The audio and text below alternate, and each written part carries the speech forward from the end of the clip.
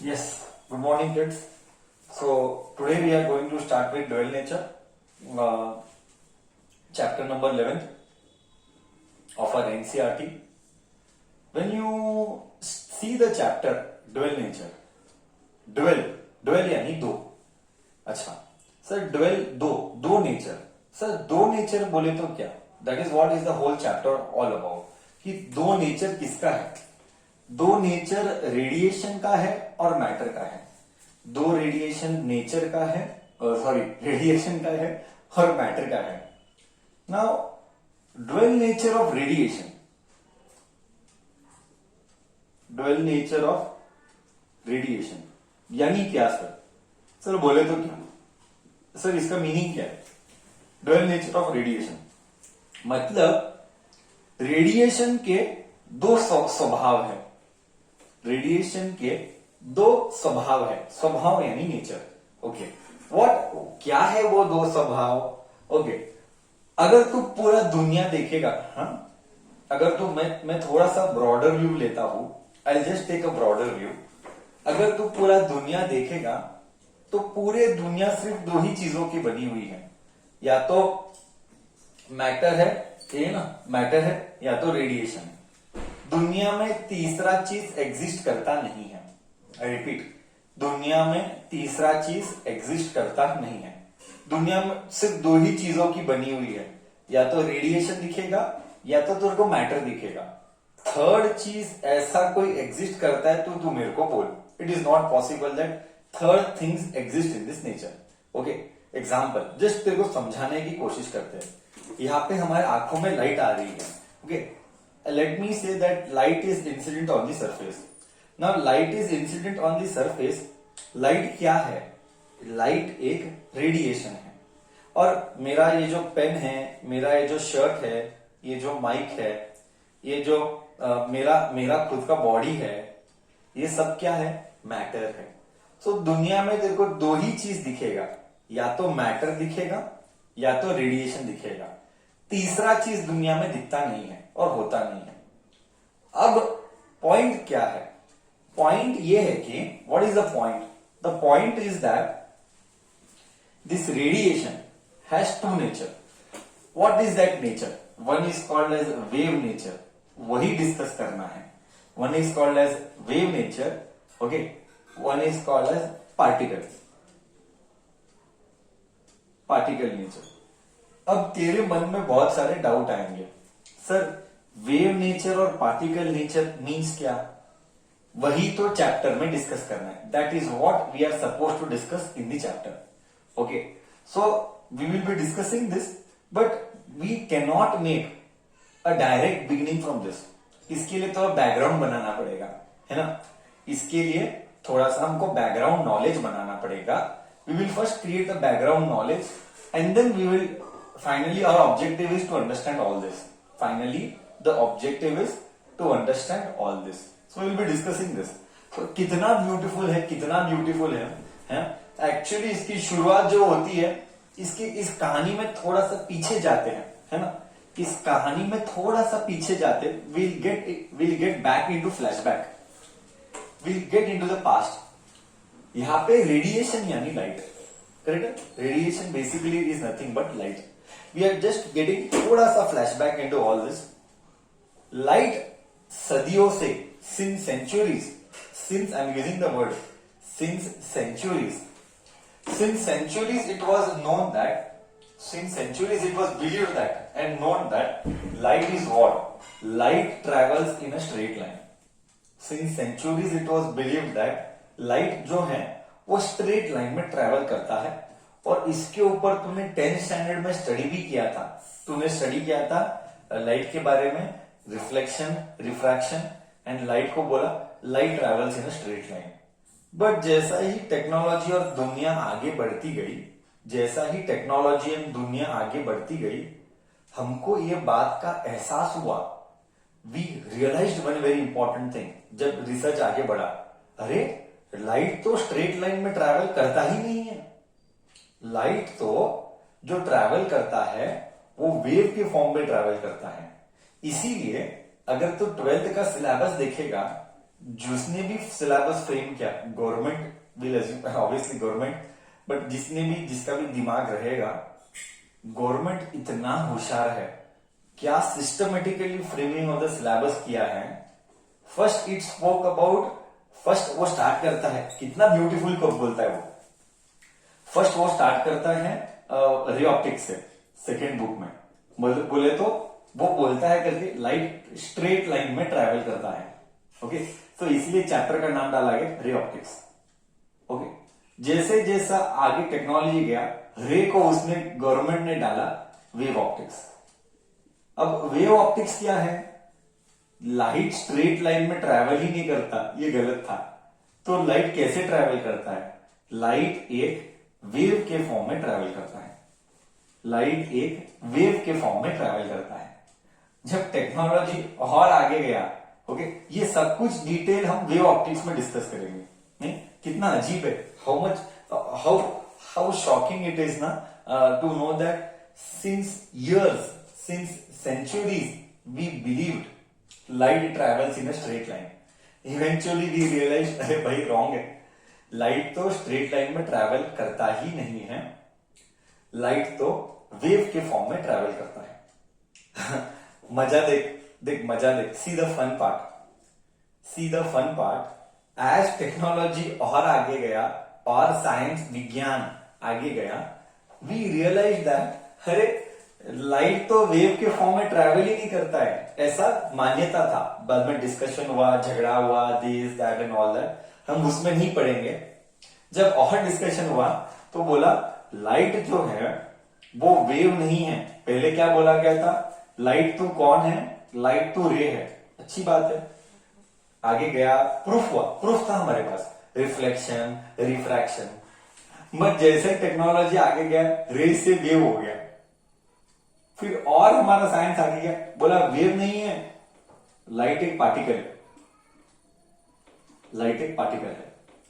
अब इसी झगड़े के ऊपर ये चैप्टर चल रहा है ना। इसीलिए चैप्टर, जब मैं कंक्लूजन अभी नहीं बताऊंगा, जैसे जैसे चैप्टर आगे जाएगा मैं तुझे कंक्लूजन बताऊंगा कि सच क्या है ना। अभी से हम भांडाफोड़ नहीं करेंगे, let us not reveal everything now और the fun goes off, because the chapter is one of the most beautiful chapter of 12th standard. Dual nature is one of the chapter which is very close to my heart. It involves lots of thinking. It is fun. You will love it. I am sure you will love it at the peak. Among all the chapters of 12th standard, dual nature is the best chapter to study and which I enjoy maximum teaching. Because इसमें जो subject का clarity आता है वो अलग level का है। हाँ, तो ठीक है। तो फाइनली अभी झगड़ा क्या है, फाइनली अब ये झगड़ा है कि लाइट आखिर में तो है कौन। ओके, थोड़े लोग बोल रहे हैं कि लाइट तू एक वेव है, हाँ मतलब तू एक वेव है यानी वेव के जैसे ट्रैवल करता है, एंड थोड़े लोग बोल रहे हैं लाइट तो एक पार्टिकल है। इसीलिए नाम आया dual nature, dual nature of radiation. Radiation के बारे में बात कर रहा हूं, इट मीन्स लाइट के बारे में बात कर रहा हूं। तो ये पूरा एक सीक्वेंस है, देख फ्रेम करने वाले सिलेबस ने सीक्वेंस में फ्रेम किया, पहले रे ऑप्टिक्स डाला, फिर वेव ऑप्टिक्स डाला, अब डाल रहा है डुअल नेचर। तो ये कंटिन्यूस प्रोसेस है, तो इसको हम आगे अब जानेंगे। ओके, तो अभी के लिए हम पहले बेसिक नॉलेज बनाते हैं। ओके, बेसिक नॉलेज बनाते हैं चैप्टर को बर्थ देने के लिए। To proceed ahead with the chapter, okay, we shall make some concepts correct. Okay, so basic चीजें बनाएंगे पहले चैप्टर के लिए। एंड फर्स्ट कॉन्सेप्ट जो बनाना है वो है फ्री इलेक्ट्रॉन्स। फर्स्ट कॉन्सेप्ट जो बनाना है मुझे वो है फ्री इलेक्ट्रॉन्स। बच्चा फ्री इलेक्ट्रॉन्स किसको बोलेंगे, ऐसे इलेक्ट्रॉन्स जो न्यूक्लियस से बहुत स्ट्रांगली बंधे हुए नहीं है। बंधे हुए नहीं है means which are not bounded strongly. So what are free electrons, those electrons which are loosely bound. I repeat, those electrons which are loosely bound to our nucleus, loosely bound to nucleus, which can easily take part in reaction even at normal temperature, which can easily take part in the reaction even at normal temperature. This type of electrons which are ready to give and take, which are ready to sacrifice also and take also. These are usually referred as free electrons. Free electron participation, basically हमको ऐसा समझना है कि जो participate करेगा बाहर जाने के लिए वो है फ्री इलेक्ट्रॉन्स। अच्छा, तो ये फ्री इलेक्ट्रॉन्स ज्यादातर कहां पे ज्यादा पाए जाते हैं? ये free electrons where do you find ज्यादा? I can check in the chat box. ये फ्री इलेक्ट्रॉन्स कहां पे ज्यादा पाए जाते हैं? हाँ,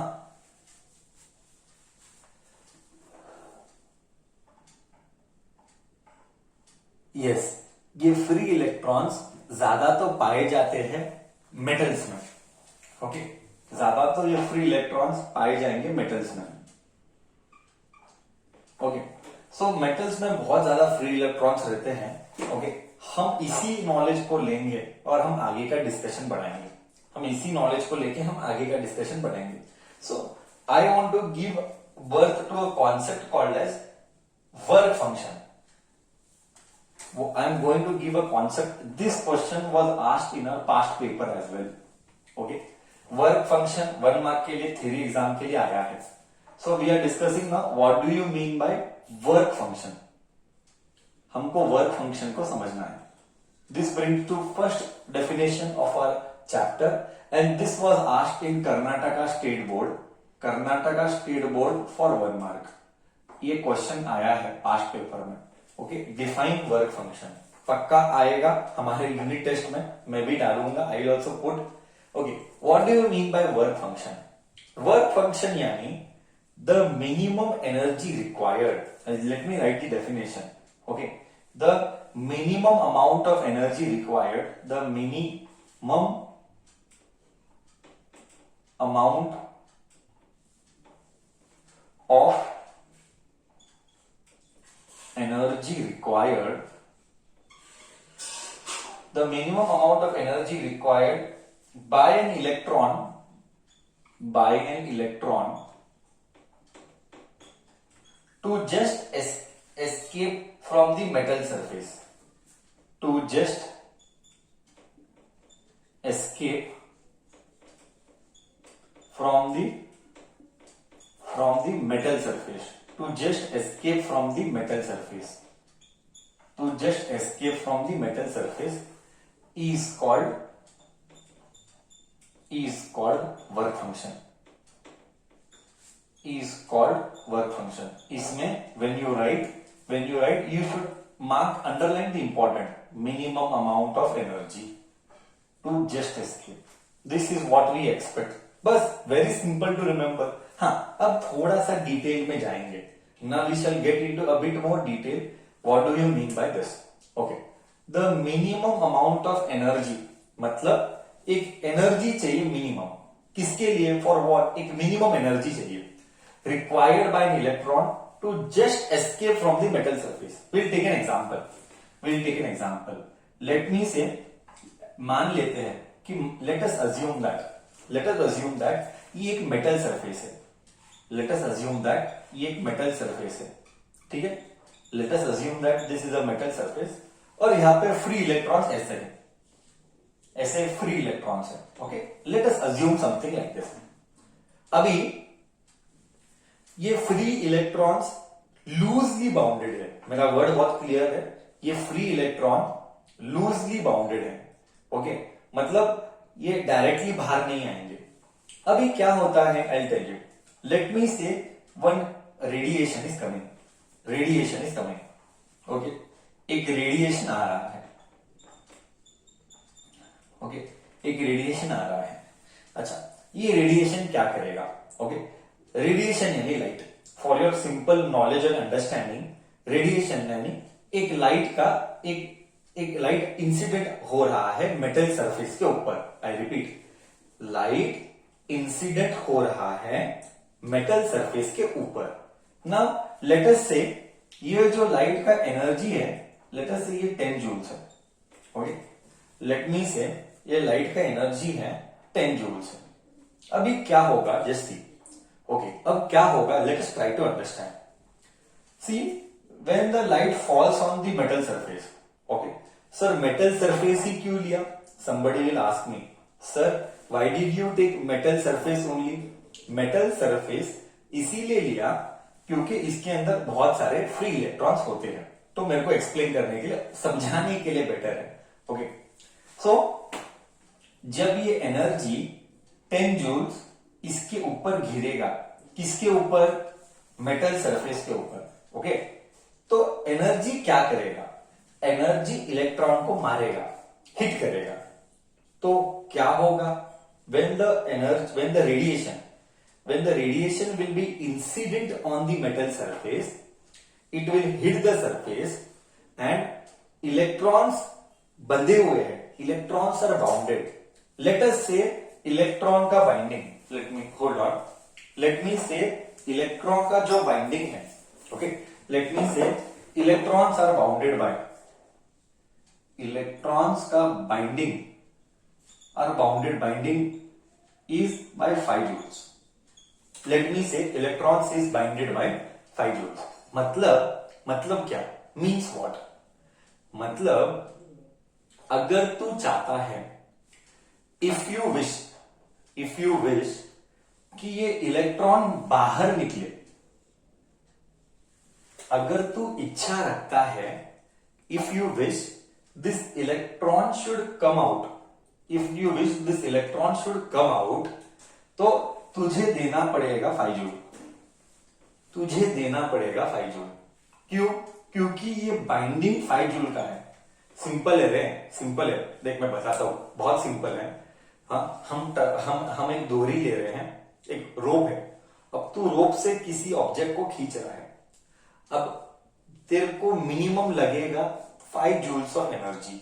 you require minimum 5 joule of energy कि वो रोप के साथ जो ऑब्जेक्ट है वो बाहर आए. मतलब तुझे 5 जूल ऑफ एनर्जी लगाना पड़ेगा. जब तू 5 जूल ऑफ एनर्जी लगाएगा तो रोप के साथ जो वो ऑब्जेक्ट है वो बाहर आ जाएगा. बस सेम जैसा ही अगर तू चाहता है कि इलेक्ट्रॉन मेटल सरफेस से बाहर आए, if you wish this electron should come out of the metal surface, तुझे देना पड़ेगा मिनिमम 5 जूल. ओके, तेरे मन में डाउट आएगा, sir if I give 4 joule तो क्या होगा? if I give 4 joule, if I give 4 joule, क्या इलेक्ट्रॉन बाहर आएगा? नहीं आएगा, बाहर नहीं आएगा. तो इलेक्ट्रॉन को बाहर निकालने के लिए मिनिमम कितना काम करना पड़ेगा?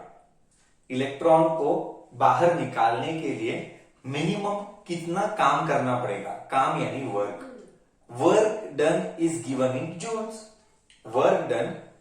इन जूल्स. तो मुझे इलेक्ट्रॉन को बाहर निकालने के लिए 5 जूल का काम करना पड़ेगा. क्या ये 10 जूल का रेडिएशन इलेक्ट्रॉन को बाहर निकाल पाएगा कि नहीं निकाल पाएगा? Will this 10 joule of energy radiation, will it be able to remove the electron? Yes or no? Let me see in the chat box. Yes or no? Yes sir. Okay. Yes. So I am giving, so मन में next question doubt आएगा. मन के अंदर you will get one more doubt. And what is that doubt? I will tell you. Sir, अगर इसको बाहर निकालने के लिए 5 जूल ही चाहिए, लेट अस से 6 जूल चाहिए, चल लेट अस से 6 जूल चाहिए, तो एनर्जी कितना आ रहा है? What energy is coming? Energy coming is 10 joule. But खर्चा कितना हुआ? खर्चा मतलब energy spent to remove out. That energy spent to remove out, that is called work function. that energy spent minimum मतलब इतना तो चाहिए. ज्यादा रहा तो चलता है. ज्यादा रहा तो क्या होगा? ज्यादा रहा तो if the energy is more what will happen that we will see later, but अभी के लिए तू क्या समझ, अभी के लिए क्या समझ, what is work function? Minimum खर्चा डन, मिनिमम एनर्जी स्पेंट, किसके लिए? इलेक्ट्रॉन को मेटल सरफेस से बाहर निकालने के लिए। Minimum amount of energy spent to remove the electron, to remove the electron from where?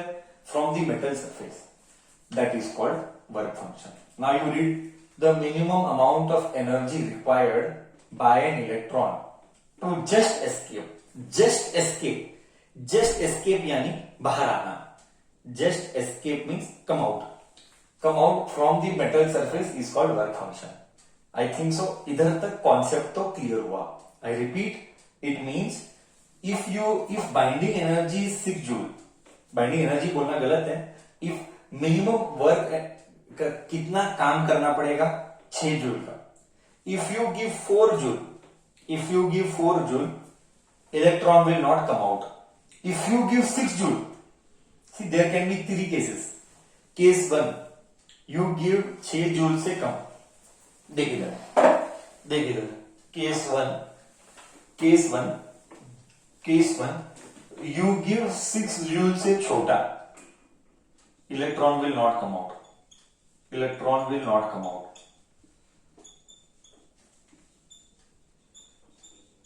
मान लेते कि तू एग्जैक्टली 6 जूल आएगा, डाला, okay, electron just come out, electron will just escape, electron will just escape. just escape मतलब क्या? बाहर आके रुक गया. just escape यानी बाहर आके रुक गया. अगर तू 6 जूल से ग्रेटर दिया, तेरा जो एनर्जी है वो 6 जूल से ग्रेटर है, इलेक्ट्रॉन क्या होगा? I am excited to know what will be your reply. Electron will come out and have some velocity. Electron will come out, eject out or come out, eject out, come out and possess velocity, मतलब वो velocity से आगे जाएगा. अब कैसे, यही तो discuss करना है, यही पूरा डिस्कस करेंगे और ये पूरा कनेक्शन हमारे चैप्टर के साथ है. ओके, तो 6 जूल से छोटा दिया तो इलेक्ट्रॉन आएगा नहीं, जस्ट 6 जूल दिया तो जस्ट एस्केप करेगा, और यही है वर्क फंक्शन, यही है वर्क फंक्शन. इससे क्या समझ में आया? What is the conclusion? बच्चा कंक्लूजन क्या है? कंक्लूजन ये है कि अगर तू एनर्जी वर्क फंक्शन से कम दिया, आई रिपीट, अगर तू एनर्जी वर्क फंक्शन से कम दिया, इलेक्ट्रॉन बाहर आएगा नहीं. अगर तो एनर्जी वर्क फंक्शन से ज्यादा दिया, इलेक्ट्रॉन बाहर भी आएगा और भागेगा भी. Electron will come out and possess some velocity, मतलब भागेगा भी. वेलोसिटी मतलब आगे बढ़ना.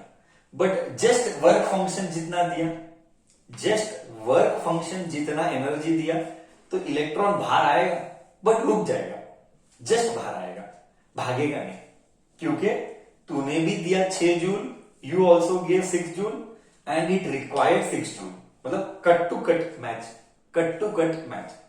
तो वर्क फंक्शन का कॉन्सेप्ट क्लियर है. What is work function? Minimum खर्चा डन, करेक्ट. मिनिमम खर्चा डन फॉर व्हाट?